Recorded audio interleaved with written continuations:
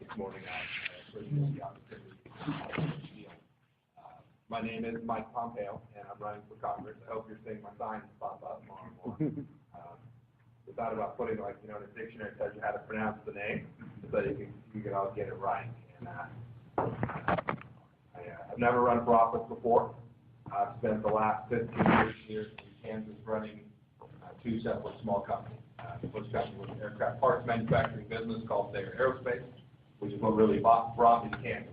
A couple of West Point buddies of mine started that company in 1996, and we grew it to where, depending on what the aircraft cycle was doing, it had 400 or 500 families that we were supporting, most of them out of a facility in 119th Street West, the west part of Wichita, but an operation in Louis, a small operation in Mexico,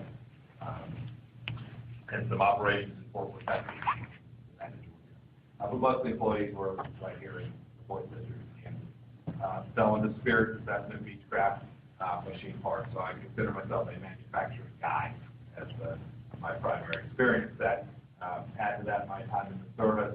Those are really the two things that I think give me the leadership skills to put me in a great place to be a good congressman for the Fourth District of Kansas. Today I run a company that's called Century International. We sell and service oil field equipment. So we're selling to drillers and producers literally all over the world. And I'm still doing that. Still got my day job just a little bit, but I'm out spending a lot of time campaigning too. I decided to run for Congress now 15 months ago. I guess almost 16, clock is ticking. I watched as resources from here in the Fourth District of Kansas continue to go to Washington, D.C., and that our federal government continued to grow at a rate that I think we all know in our hearts is absolutely unsustainable. You can't keep spending money you don't have forever. It is a basic rule. And we don't do it in our Boy Scout troops. We don't do it in our churches. I try and keep my wife from doing it in our home. Teresa, you don't tell her I said that. Today, we're spending money at just absolutely prolific rate, and it's not sustainable. And for the next generation, and for the communities that we live in the next generation, we will live in a very different country than we do today if we don't find a way to bring that spending and put it back in a place where we have a hope or a prayer of repaying that debt, those obligations. And so that is what ultimately drove me to go do this. There are lots of challenges in our communities today. About some of them, they are legion. My view of the way society operates best is that when we have those problems, we solve them right here. We solve them in our community. We don't solve them in Washington, D.C. Every dollar we send to Washington, there's a take.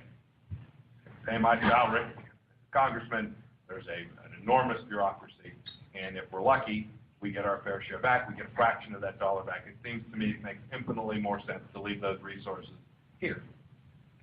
Leave them in the hands of private citizens making good decisions for themselves about how to raise families, how they want to group together in the United Way or the Salvation Army or in their parish or in their church, rather than sending it to a bureaucracy to try and address these very, very real needs.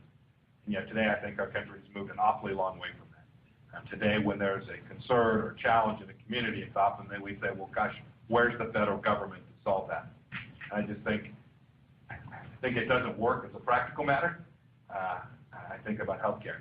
I received federal healthcare for 9.5 years, 4 years while I was at West Point, 5.5 years in the United States Army. I have a very deep understanding of what a federal bureaucracy does in trying to deliver medical care to the patients. We had great doctors on the Department of Defense Medical System, right? Great doctors, great nurses, operating the most enormous Byzantine bureaucratic system you can imagine. My soldiers and their families never saw the same doctor twice. They'd go in for some procedure, and the doctor they wanted would have been shipped to another place, or moved to another place, or had admin duty that week.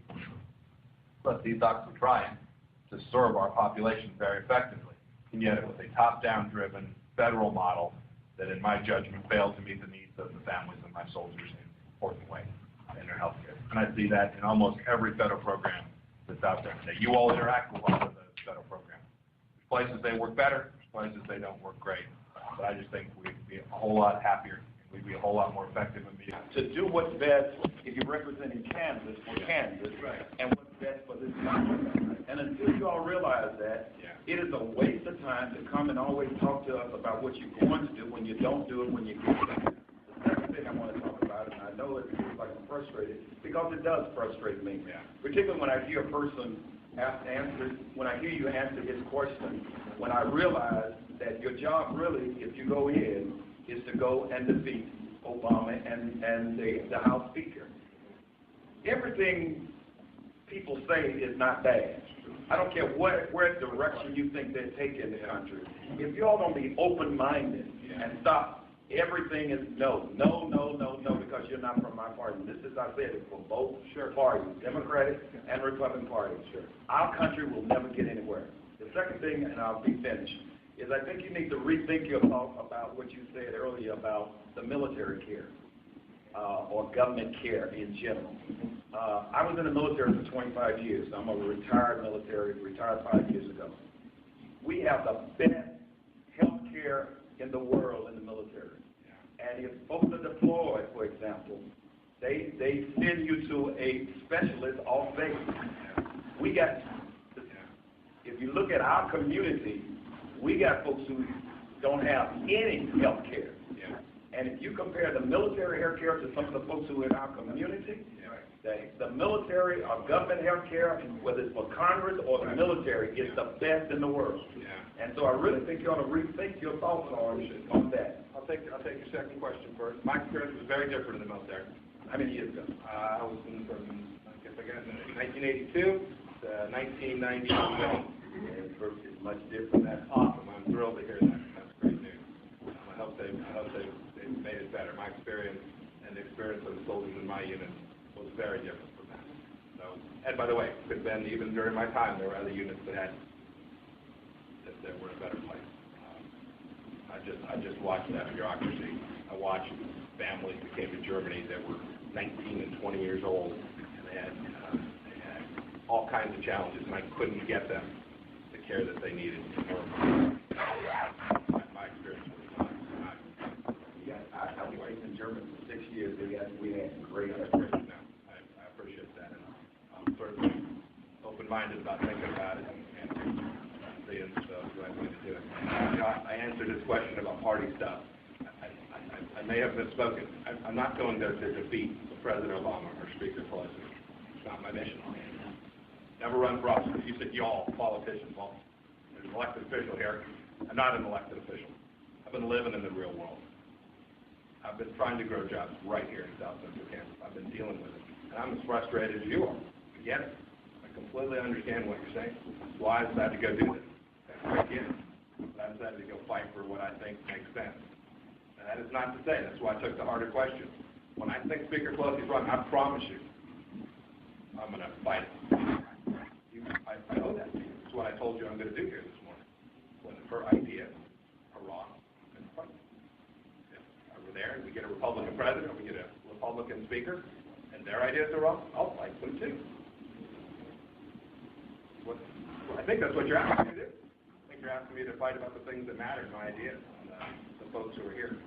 That's my mission today. We'll see. I agree. I agree that both parties have not behaved in that manner for an awfully long time, 20-plus years at least. Thank you very much. Thank you, Ruben. Thank you all for your time this morning. I really appreciate it.